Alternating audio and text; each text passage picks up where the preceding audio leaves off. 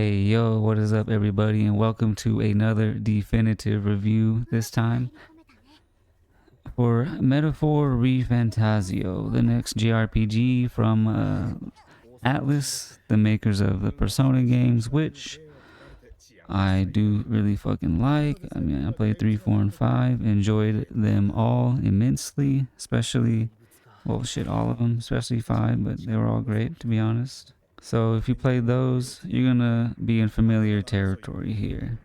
It's got a similar turn-based system. Instead of getting like a free turn when you hit an enemy's weakness, here it uses like a press turn system where you hit a weakness, like you have a certain number of turn icons, and like each turn icon represents, one action you can take.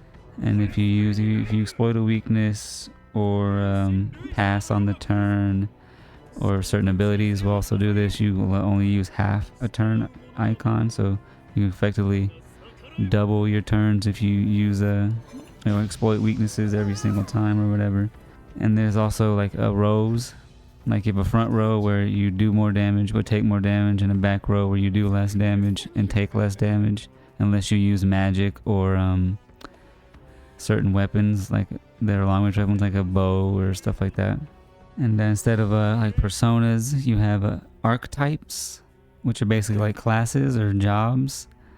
If you're familiar with the JRPG term, you got a nice variety of archetypes, each one specializing in a certain strategy, a certain way of contributing in combat. You got your damage dealers, your range damage dealers, your healers, your like glass cannons, your mages. You got a bunch of hybrids.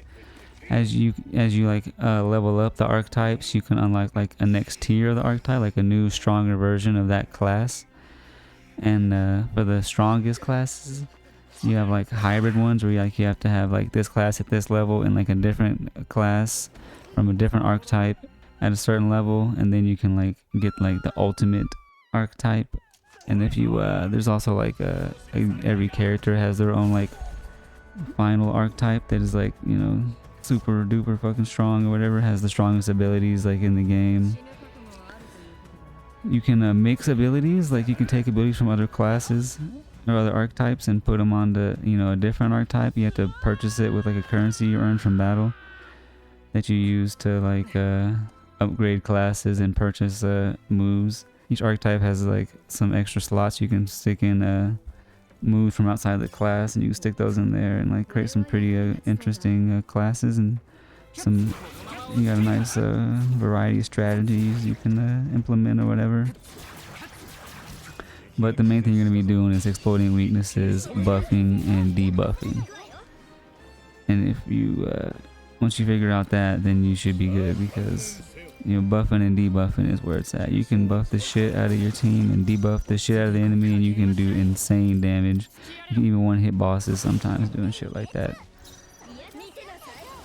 Speaking of bosses, the game got some pretty good boss fights that kind of, push your understanding of the game's mechanics and your strategies and your archetypes and your team composition and shit like that, everything that matters. You gotta pay more attention to that during the boss fights.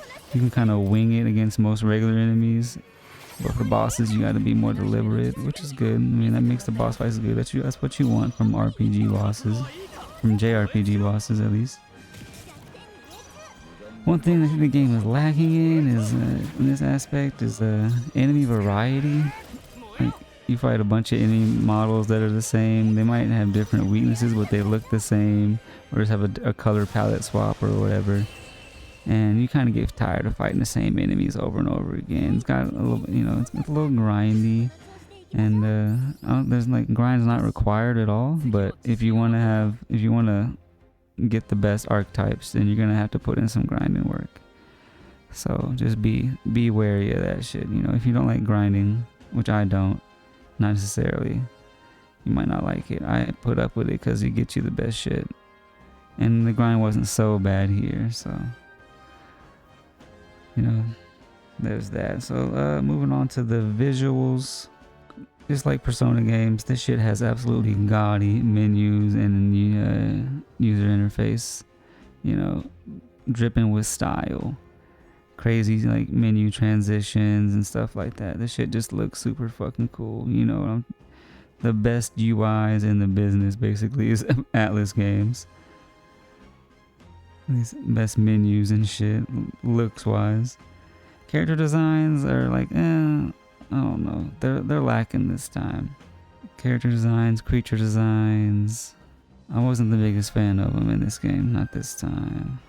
And I wish they had some like outfits that were unlockable like in Persona games too. That'd be nice. Then I could at least, I could have made the character designs a little bit better if I could have twitched their outfits up, made them look cooler or whatever. I'm talking about just the main party. In general though, I feel like the character designs were something that was lacking a little bit compared to Persona, at least. Story, well, the story has the themes of like the idea of a utopia against the backdrop of a shitty ass society like the current one we live in right now, rife with, you know, inequality and discrimination and shit like that. And that's sort of how the main theme of the game. Different philosophies on utopian society contrasted with our society that we live in. So it's pretty interesting, if not, you know, super deep or well executed, but it's good. As far as the characters go, I just didn't like them as much as I like the characters from Persona.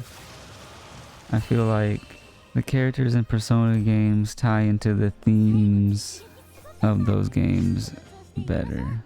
And the voice acting is good, at least in Japanese, because there ain't no way in hell I'm going to play this in the fucking cringy ass dub. Hell no. But anyway, let's move on to the music, which again ain't as good as Persona. Once again, I mean, come on.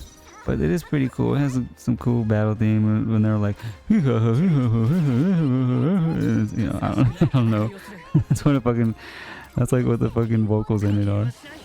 But anyway, it's got catchy battle themes, good boss themes, just good music in general. But not, you know, it ain't gonna be, you know, getting rotation in the playlist like some of the fucking music in Persona. So it ain't that. It just complements the game. It just complements the battle as well and stuff like that. So anyway, that's it. Review done. What would I score this game if I had to slap an arbitrary fucking number on this bitch? I want to say 8. Yeah, I want to say 8. I mean, like the archetype system, like the press turn system, like the boss fights. Don't like the enemy variety, the grind. Do like the story and the characters. Do like the music.